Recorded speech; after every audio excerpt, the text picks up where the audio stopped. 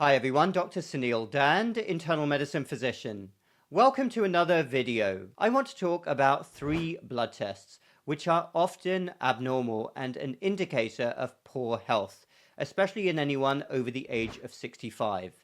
And I don't believe that these blood tests, particularly when they are mildly abnormal, get enough attention.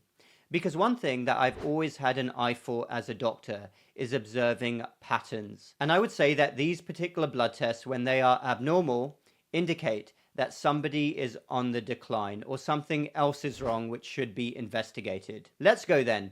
These 3 blood tests, and you may not have heard them talked about in this context. Number 1, hyponatremia, low sodium. The lower limit of sodium is usually taken around 135. And often in people who are sick or on the decline, you will see persistent hyponatremia in the low 130s. So it could be 131, 132, 133. It will stay there. Now, if it drops down more than that into the 120s, often that can lead to a hospital admission. That takes things to a whole new level. I'm talking about a mildly low sodium, because sodium is an essential electrolyte that helps regulate water balance, nerve function, and muscle contractions. And what does a mildly low sodium indicate? Well, it could indicate issues such as problems with the kidneys, heart failure, or hormonal imbalances, particularly involving the renin-angiotensin-aldosterone system. This is getting into details here.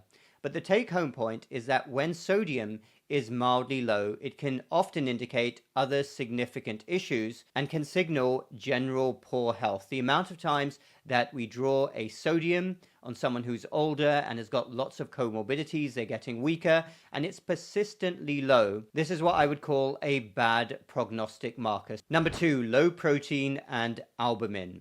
This is often a bad sign when the protein and albumin levels start to drop. It can mean that an older person is malnourished, they're not taking in enough protein, maybe they've got other conditions as well that are driving this. But this is why at a fundamental level, it's so important to keep up protein intake.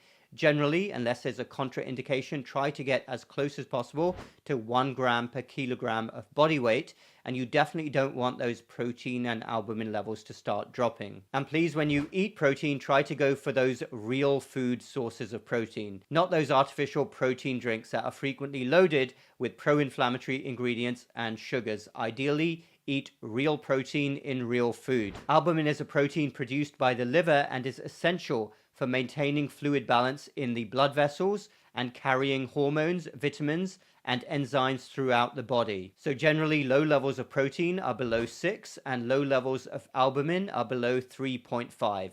So that is bad prognostic marker number 2 for an older person, when their protein levels start to drop, which usually indicates malnutrition, inflammation, or chronic illness, resulting eventually in muscle wasting and overall weakness. So take great care if you're over 65 that you don't let your protein and albumin levels drop if you can help it.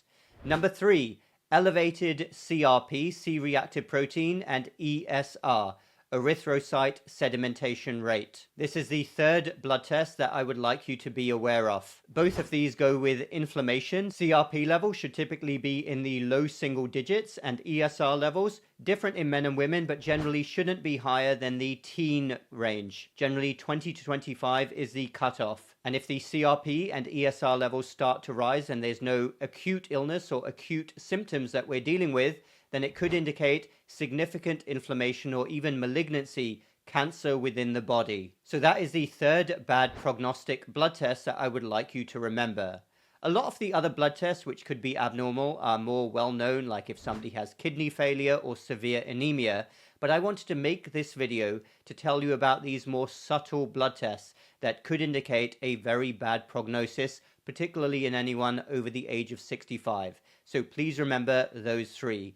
Number 1, hyponatremia, low sodium. Number 2, low protein and albumin. And number 3, elevated ESR and CRP. Thanks everyone for watching. Dr. Suneel Dhand. Feel free to comment down below. Check out my website and my free downloads. Those links are down below. Hit the like button if you like this video and the bell button for more similar videos in the future. That really helps with the algorithm and getting these videos shared as widely as possible. We will speak again very soon.